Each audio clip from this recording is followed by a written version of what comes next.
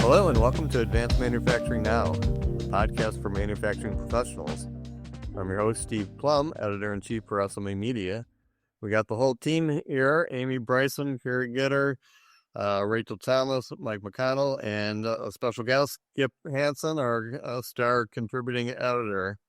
So we wanted to talk a little bit about the upcoming February issue, which is went to press earlier this week and should be hitting the mail soon. And a big part of that was integrating advanced technology with people. You know, I'm just coming off of CES last week, where the focus was on automation and artificial intelligence and how people are using those technologies. But at the same time, we did quite a few stories in the February issue that hit on the same theme. Amy, I know you worked with one of our writers, Karen Haywood Queen, on an article. Yeah, I did, Steve. Thanks so much. And it's great to be with all you guys, even Kip, if he's on. Oh, heaven forbid. But anyway, Karen wrote this cover story about smart strategies that help bridge the skills gap that is, looming over the entirety of manufacturing. And as part of her story, she looked at different workforce development initiatives and programs that are preparing the next gen workforce. Some of the things that she dives into are, technical and community colleges, micro-credentials, which are these mini credentials, really, that can stack up toward certifications. And another thing she focuses in on are apprenticeships. And it's an often overlooked way that is really effective at not just helping train, but engage with potential employees for the long term. And a success story that Karen cites is this gentleman named Ethan. And Ethan is a first-year apprentice at Grobe Systems, and they're known for their precision machine tools. Ethan was in a situation I think a lot of people find themselves as they're, thinking about, what do I do next? What do I want to do with my life? And he didn't think that a 4-year college path would provide the hands-on education that he wanted. But, he was getting pressure from his parents to go to college because they thought that was really the only way to realize his full potential. And I think a lot of people hear that same thing from, parents and peers. But the more they all learned about the program at Grove, the more they realized that it was really maybe the perfect opportunity for him. And, now Ethan says he's getting the hands-on education that he really wanted. And everything he learns is practical. It has a real life application and it has a purpose. And, another good piece of this is parents are fully on board with the decision. And while Ethan's just kind of beginning his journey, Grobe's retention is really impressive. They have a completion rate of 91%, finishing 4 years. And in fact, 35% of Grobe's North American total workforce is former apprentices, and nearly that they make up even half of the skilled trades and technical positions. So that's a really tangible success story that we try to share, and that's always good so people can see how these programs are really playing out in the real world. And another example of that, Mike, is I think your story on veterans. It's a really great representation of how people are tackling this workforce challenge that is facing manufacturing. Can you walk us through a little bit about that one? Absolutely. Thank you so much, Amy. Yeah, this was a really interesting story. I got a chance to learn a lot, talk to a lot of interesting people. I was not aware that it's so common for veterans coming out of their service, whether they did a 4-year stint or they've done 24 years, and they really don't know where they're going to go, what they're going to do. And manufacturing is really an excellent avenue. It benefits the veterans because it's a job that uses their skill sets and pays pretty well, and of course it benefits the employers because these are our employees, potential employees that have already proven themselves. They understand how to do things. They understand how to follow orders. So it's really a win all around. It's just a question of getting these two groups together to realize that. Yeah, that's definitely a trend in the industry. Making the most of people's skills. Amy talked about micro credentials, which is really starting to take off and helping people upskill faster. And there are so many skills that veterans bring to the table that are immediately transferable, and which we'll be touching on even more in our next issue, our March issue, which is our A&D supplement. But Carrie, I know you worked on a workforce development article as well.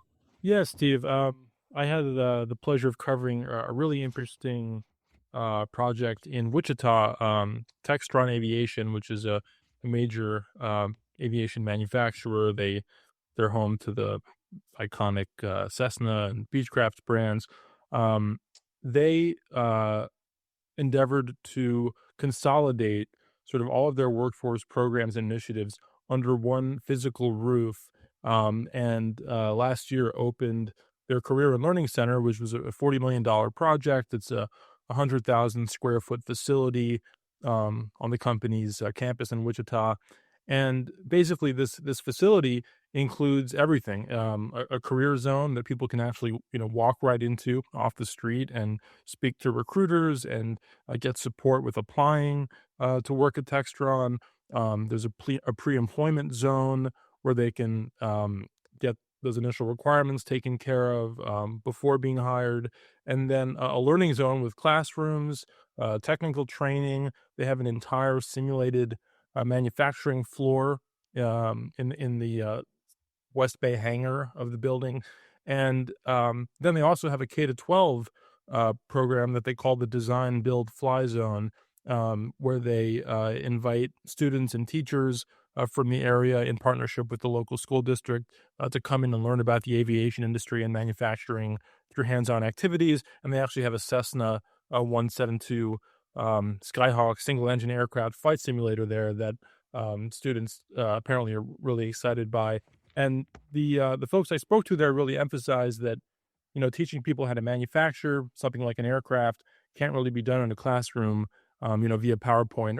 People really need to do that work with their hands and see it up close and get dive into it in person. And so having that simulated manufacturing floor has been a great asset to them in training new employees. And actually, it's, in connection with Mike's story, they recently partnered with the Heroes Make America initiative in 2025 to provide a 6-week fast track airframe and power plant certification for military veterans. So they're also working to get veterans hired in the industry. And all of this that's going on there is kind of an antidote to another story that I worked on that's in our news desk section. There was a survey done recently by the Manufacturing Corporation of America based in Miami, where they asked people ages 18 and up about their perceptions about manufacturing today. And they found that there's still, a lot of misperceptions out there about what this work actually involves, and a feeling that schools and society still push Gen Z away from the trades, and a feeling that their generation kind of, still looks down on blue collar work. But the fellow I spoke to at MCA, Jerry Bailey, he really emphasized that technology and innovation is key to communicating that to young people, that the sort of dark, dirty, dangerous framework of manufacturing is outdated, and there's this plethora of smart factories and robotics and software and AI that digital natives in Gen Z can dive right into, and actually in many ways be ahead of the curve of their older colleagues. So he really emphasized communicating that message to the next generation and saying, hey, this industry isn't what you think it is. There's so much exciting innovation going on here, and you can be at the forefront of that technology. So two really interesting connected stories there. Yeah, it's was 30, 40 years where America was really pushing the 4-year path and got off the apprenticeships. And, it took companies like Grobe, which is based in Germany, to bring that over to the U.S. And now it's really starting to catch up and catch on with American manufacturers and more trade schools here to focus on that. Kip, I know you've written a lot about that over the years too, and but one of your other features for February was on machine monitoring and how that technology is taking off and what the interface is with the operators on the floor.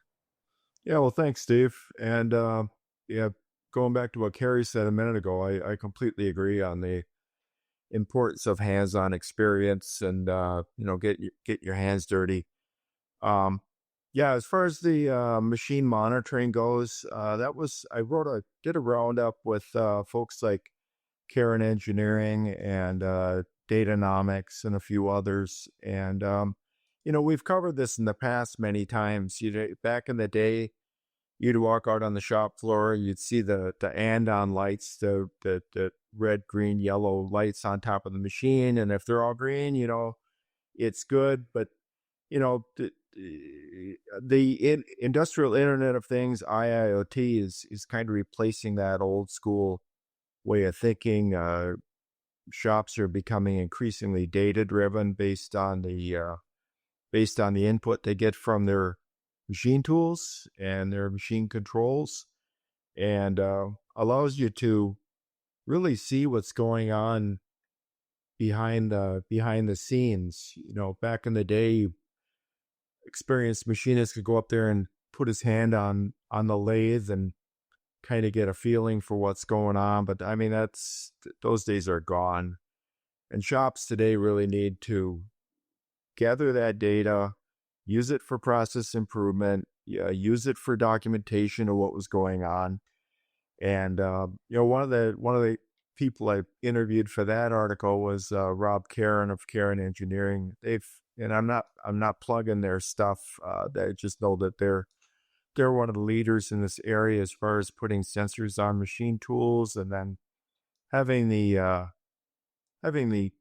software to interpret the results. I mean, it's a lot of data. Fanuc was in the article as well. I think that they said when you plug in their product, their MT, I think it was MT Link right off the bat, you get like 70 or 80 data points. So it's a flood of data, and I think that's where AI is going to come in. It will be able to spot the trends, over days and weeks, and offer suggestions on, maybe the feed rate was too high, or it was picking up some vibration. Spindle's getting hot. Maybe you need to do some proactive maintenance on the machine. So, burn up the bearings, stuff like that, I think is going to be invaluable, especially as, younger people are coming in. They may not have the experience. It's going to help. It's going to be crucial for shops to adopt that kind of technology going forward. And one of the other technologies that we focused on in the issue, and I know you didn't work on this specifically, Kip, but you've covered it in the past, was the advent and acceleration of multi-axis machining, and the importance that that's taken on with shops, and how that's opened up the door for more opportunities and kind of streamlined some of the operations out there. Yeah, if for shops that have embraced 5-axis machining centers where you can now all of a sudden you can eliminate 3-4 operations downstream with all the fixturing and all that stuff. So not only are you getting the finished product much more quickly, but you're eliminating the cost for the fixtures and the setups and all of that stuff. And same goes with mill turn centers. Now all of a sudden, instead of doing op 1 or op 10, op 20, op 30, and so on, now you can do everything in a single operation. So part quality increases.